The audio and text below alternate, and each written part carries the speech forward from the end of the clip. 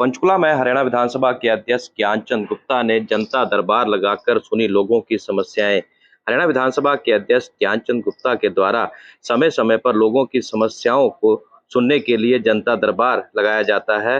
पंचकुला के sector 6 Hooda field hostel में हरियाणा विधानसभा के अध्यक्ष ज्ञानचंद गुप्ता ने विभिन्न स्थानों से पहुंचे लोगों की समस्याओं को सुना और मौके पर ही संबंधित विभाग के अधिकारियों को उनकी समस्या का जल्द से जल्द निपटारा करने के आदेश दिए। हरियाणा विधानसभा के अध्यक्ष ज्ञानचंद गुप्ता ने बताया कि आज के जनता दरबार में अवैध झुग्गी झोंपड़ियां, माइनिंग और नाबालिग के साथ दुष्कर्म सहित अन्य कई समस्याएं लोगों ने उनके समक्ष रखी और उनका प्रयास रहता है कि लोगों की समस्याओं का मौके पर ही निपटारा किया जाए।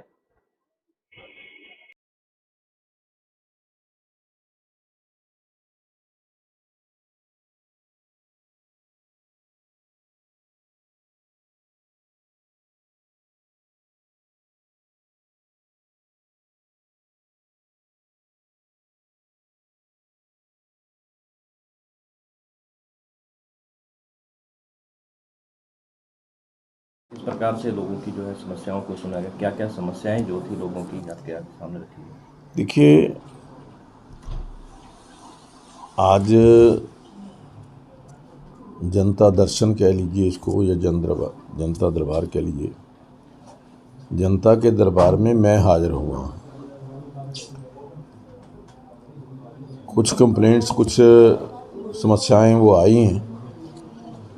आज उन समस्याओं को लेकर के मैंने प्रयास किया कि उनका तुरंत समाधान हो और जो भी कंप्लेंट आई हैं उनमें सबसे कुछ प्रमुख जो शिकायतें हैं, एक तो ये कि महेशपुर के अंदर अलॉटमेंट होने के बावजूद लगभग जो जानकारी मिली है कि 150 के करीब नई झुग्गियाँ वहाँ पर पड़ गई हैं। मैंने स्टेट ऑफिसर मानव मलिक जी से फ़ोन करके कहा है कि उन झुग्गियों को तुरंत हटाया जाए और जल्द वहाँ से जगह जो है वो HSPP की खाली कराई जाए।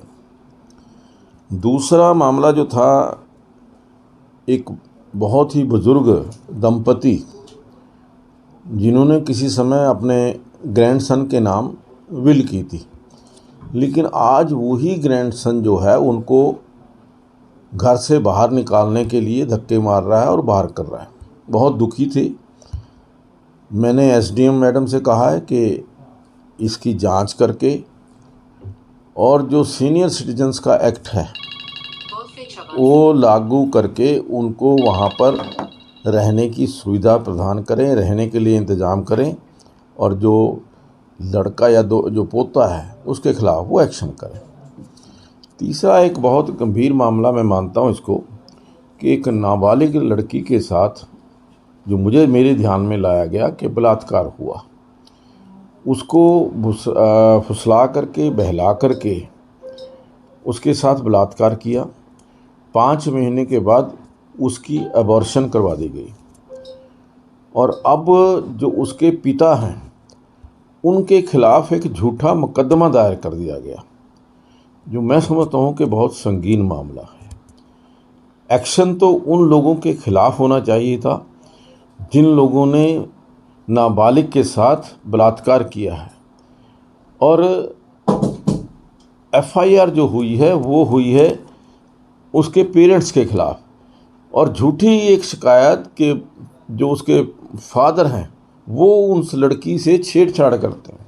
इस प्रकार की एक, तो मैंने DCP से कहा है कि इसकी उच्च स्तरीय जांच करा करके जो दोषी हैं उनके खिलाफ़ कार्रवाई की जाए। इसके अलावा एक जो विषय था वो था जलौली गांव के अंदर कम्युनिटी सेंटर काफ़ी दिनों से बना हुआ है, लेकिन ठेकेदार की नगेली के कारण उसका उद्घाटन नहीं हो पा रहा। उन्होंने कहा है कि उसका उद्घाटन जल्दी से जल्दी हो, चारदीवारी पूरी हो। सेक्टर 4 के टॉयलेट्स को लेकर के एक शिकायत आई थी कि सेक्टर 4 के टॉयलेट्स की जो स्थिति है वो ठीक नहीं है, कुछ रिपेयर किया, लेकिन अधूरा काम छोड़ करके बीच में अधिकारी जो हैं वो चले गए, कर्मचारी चले गए। तो विद इन 7 डेज़ मैंने कमिश्नर नगर निगम से कहा है कि 7 दिन के अंदर वो टॉयलेट्स की रिपेयर करके पूरी तरह से कंप्लीट ठीक करके उसकी जानकारी मुझे दी जाए। इस प्रकार से एक मामला जो है रायपुर रानी के क्षेत्र का माइनिंग का, जो शिकायत मेरे पास आई, उसने कहा कि जो मेरा खेत है, मेरी डौड़ है, डौड़ से भी 2-3 फुट अंदर माइनिंग करके वहाँ से मेरे खेत को उजाड़ दिया गया है। जबकि मेरी जानकारी, जहाँ तक मुझे जानकारी है, कि कम से कम खेत से 25 फुट दूर तक उसकी माइनिंग हो सकती है, उसके बाद नहीं हो सकती। लेकिन ये भी मैं समझता हूँ कि एक गंभीर मामला है, उसके लिए मैंने डीसी महोदय से कहा है। और बहुत सारी कुछ शिकायतें जो हैं, जो डिमांड्स जो हैं, चाहे वो सेक्टर 27 के अंदर मंदिर की ज़मीन मिलनी चाहिए, या और जो अपने कुछ अम्बाला के अंदर जो फ्लड्स के अंदर आई, फ्लड्स के अंदर उनके मकान गिर गए, लेकिन अब वो दोबारा बनाने लगे, तो वहाँ पर वो जो नगर निगम के कर्मचारी हैं उनको रोक रहे हैं कि आप नई कंस्ट्रक्शन कर रहे हो, जबकि 40 साल 50 साल से ट्यूबवेल लगा हुआ है। ट्यूबवेल के साथ ही उनका जो कोठा है या जो छोटा शेड है वो डाला हुआ था, उनको वो रोका जा रहा है। तो मैंने कमिश्नर अम्बाला जो हैं श्रीमती रेणु फूलिया जी, उनसे कहा है कि इसकी जांच करें, और जो पुराने लोग इस फ्लड्स के अंदर जो नुकसान हुआ है उनकी भरपाई करने की बात है, लेकिन वो ना हो करके उनको जो उनकी जो पहले से बने हुए मकान थे या जो कोठा था या जो शेड थे वो बनाने की इजाज़त दी। तो इस प्रकार से काफ़ी लोग यहाँ पर मिलने के लिए आए हैं। मेरा ये प्रयास है कि समस्याओं का समाधान तुरंत हो, ताकि जो पीड़ित व्यक्ति है उसको ये लगे कि हाँ, मेरे दुख को उन्होंने सुना है और दुख को दूर करने का प्रयास किया।